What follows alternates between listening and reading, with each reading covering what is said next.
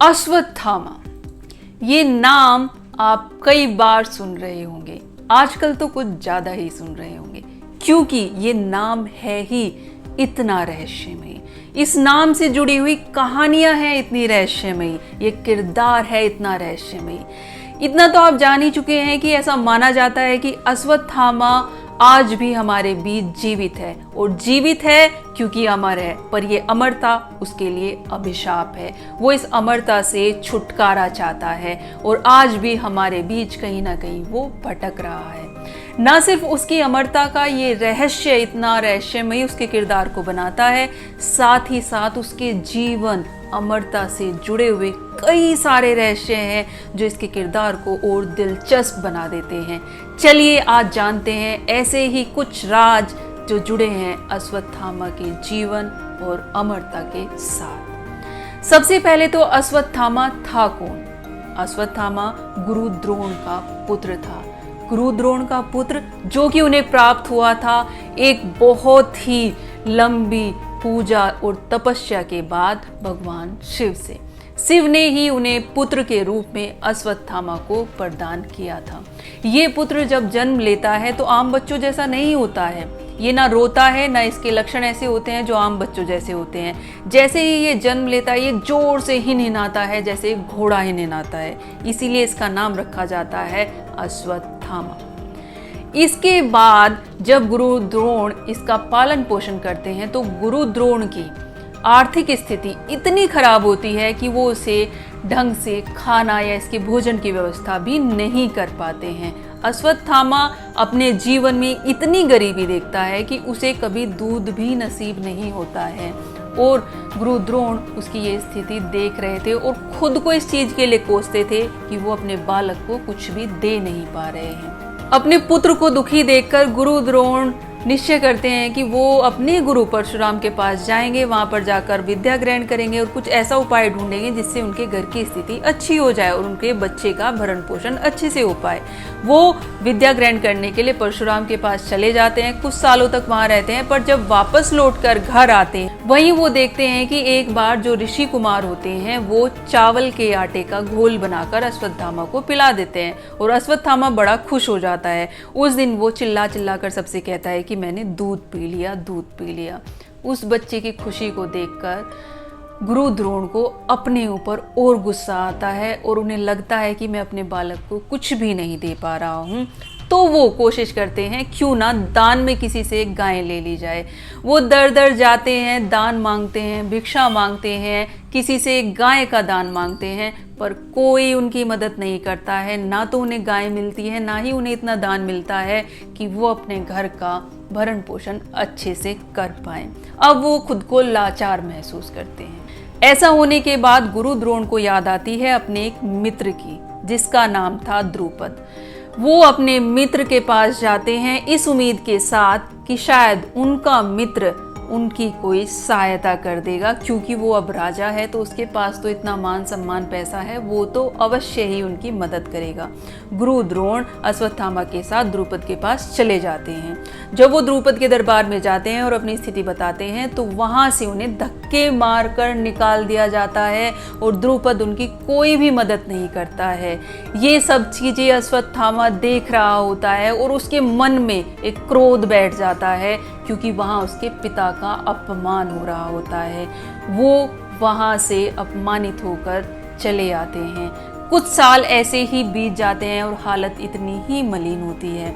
इन सालों के दौरान क्योंकि गुरु द्रोण एक बहुत अच्छे आचार्य थे, वो अपने पुत्र को अश्वत्थामा को अच्छी शिक्षा देना शुरू कर देते हैं।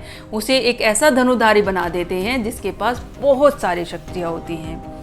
जब गुरु द्रोण को दिखता है कि अब उनके पास कोई चारा नहीं है, वो अपने घर का पेट पालन नहीं कर पा रहे हैं, तो में आकर वो कौरवों को शिक्षा देने लग जाते हैं। धीरे धीरे जब वो दुर्योधन को शिक्षा दे रहे होते हैं, बाकी सब कौरवों को शिक्षा दे रहे होते हैं, कुछ दिन बाद वो पांडवों को भी शिक्षा देने लग जाते हैं, उनके भी शिक्षक बन जाते हैं।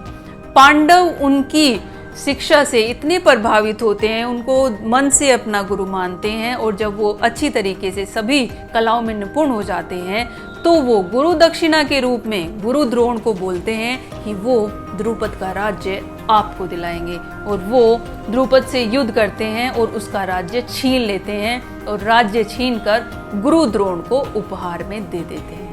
अब जब गुरु द्रोण को वो राज्य उपहार में मिलता है, गुरु द्रोण फिर भी याद रखते हैं कि द्रुपद उनका कभी मित्र हुआ करता था, इसीलिए वो आधा राज्य द्रुपद को वापस कर देते हैं और आधा राज्य अश्वत्थामा को दे देते हैं और अश्वत्थामा वहां का राजा बन जाता है। अब बारी आ जाती है महाभारत के युद्ध की। जब महाभारत का युद्ध चल रहा होता है तो बाकी सब कौरवों में उतनी ताकत नहीं थी, पर जितनी ताकत गुरु द्रोणाचार्य और उनके पुत्र अश्वत्थामा में थी उतनी ताकत किसी और में नहीं थी। और ये दो ताकत जब एक साथ मिल जाती हैं तो ये पांडवों पर भारी पड़ जाती हैं। पांडवों की सेना का विनाश हो रहा होता है, क्योंकि दो ताकतवर महावीर योद्धा कौरवों की तरफ होते हैं और ये दोनों पांडवों की सेना का विनाश करते चले जाते हैं। अब ऐसा देखकर श्री कृष्ण को महसूस होता है कि अगर ये दोनों एक साथ इसी तरीके से लड़ते रहे तो पांडवों की हार तो निश्चित है और पांडवों का मरना भी निश्चित है।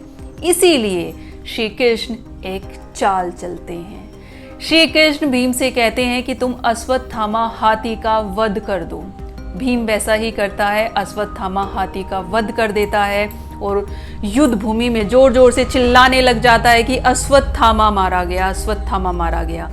जैसे ही गुरु द्रोण ये बात सुनते हैं वो परेशान हो जाते हैं। उनके मन में आता है कि अश्वत्थामा को कोई हरा ही नहीं सकता। क्यों?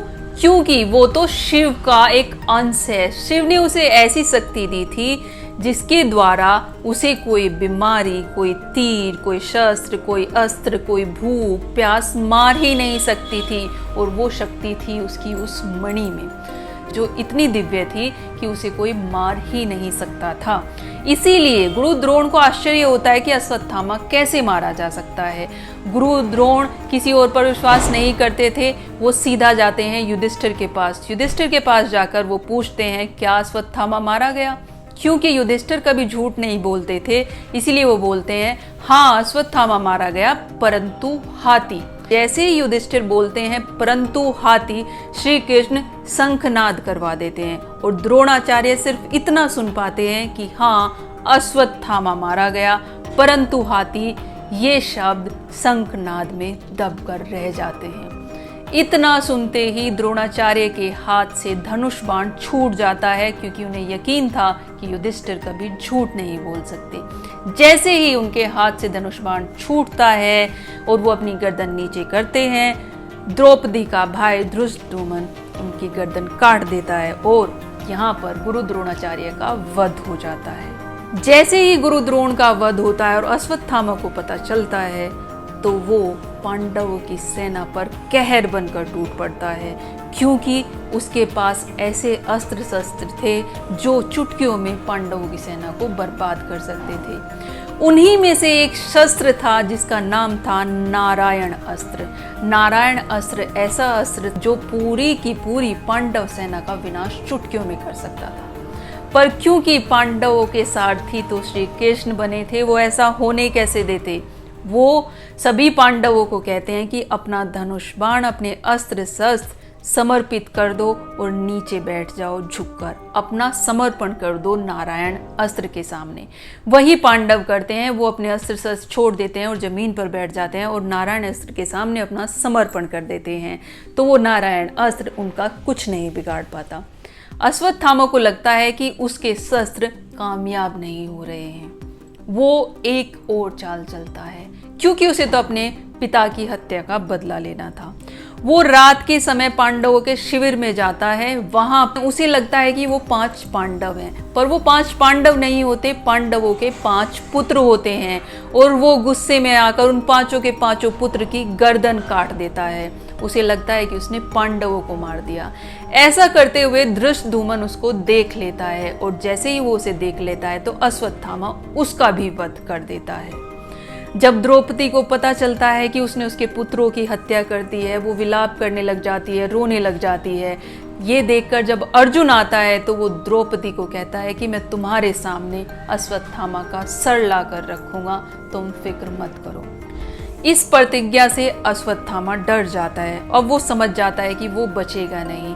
तो पांडव अश्वत्थामा को घेर लेते हैं और उसे ले आते हैं द्रौपदी के पास। श्री कृष्ण बोलते हैं कि अब वक्त आ गया है अर्जुन, जब तुम्हें अपनी प्रतिज्ञा पूरी करनी है, अश्वत्थामा का सर काट दो। जैसे ही वो अश्वत्थामा का सर काटने के लिए चलता है, उसके मन में फिर से वो प्रेम आ जाता है। उसे महसूस होता है कि ये तो गुरुपुत्र है और ब्राह्मण भी है, मैं इसका सर कैसे काट सकता हूँ। इतने पर ही द्रौपदी बोलती है कि मैं ऐसा पाप अपने सर नहीं लेना चाहती, मेरे पुत्रों का तो वध हो चुका है, पर मैं इस गुरुपुत्र की हत्या अपने पति के हाथों नहीं करवा सकती और मैं इसे माफ करना चाहती हूँ। श्री कृष्ण बोलते हैं कि इसने पहले ही एक ऐसा अधर्म किया है, अगर इसे छोड़ दिया गया तो ये आगे भी अधर्म करेगा, पर अर्जुन का मन नहीं मानता है। तब द्रौपदी उसे एक सलाह देती है। द्रौपदी उसे बोलती है कि इसके केश काट दो और इसके माथे की मणि निकाल दो, तो इसमें ताकत ही नहीं रह जाएगी। और अर्जुन वैसा ही करता है, उसके बालों को काट देता है और उसके माथे से वो मणि छीन लेता है। मणि के निकालते ही वो वैसे ही असहाय हो जाता है, क्योंकि अश्वत्थामा की ताकत ही थी वो मणि, वो असहाय हो जाता है। पर श्री कृष्ण अश्वत्थामा को उसके उस अपराध की सजा अवश्य देना चाहते हैं जो उसने पांडवों के बच्चों को मारकर किया था। वो अश्वत्थामा को श्राप देते हैं कि तुम हमेशा के लिए यही इसी पृथ्वी पर अमरता के वरदान के साथ भटकते रहोगे और तुम्हारे ये घाव कभी नहीं भरेंगे। और ऐसा ही होता है, वो भटकता रह जाता है। माना जाता है कि आज भी अश्वत्थामा को कहीं ना कहीं देखा जाता है। कई बार उसको मध्य प्रदेश, उड़ीसा, उत्तराखंड के जंगलों में देखा गया है। ऐसा माना जाता है कि मध्य प्रदेश के जंगलों में एक शिव मंदिर है, जहां पर अश्वत्थामा हर शिवरात्रि को पूजा करने के लिए आता है। और जब वो वहां पूजा करने के लिए आता है तो एक गंध महसूस की जाती है जो कि उसके घावों की होती है, और वो वहां आता भी है। कई लोगों का मानना है कि उन्होंने सामने से अश्वत्थामा को देखा भी है। तो यही थी महान योद्धा, अमर योद्धा अश्वत्थामा की कहानी। वो एक महान योद्धा तो था ही, पर उसके कुछ कर्म ऐसे थे जो उसे ऐसा श्राप भुगतने पर मजबूर कर देते हैं। आज का किरदार आपको अच्छा लगा हो तो कमेंट सेक्शन में बताना ना भूलें। मिलते हैं एक नए किरदार के साथ, तब तक के लिए राधे राधे।